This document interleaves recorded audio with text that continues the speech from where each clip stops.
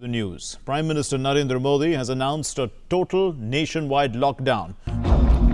आज रात 12 बजे से संपूर्ण देश में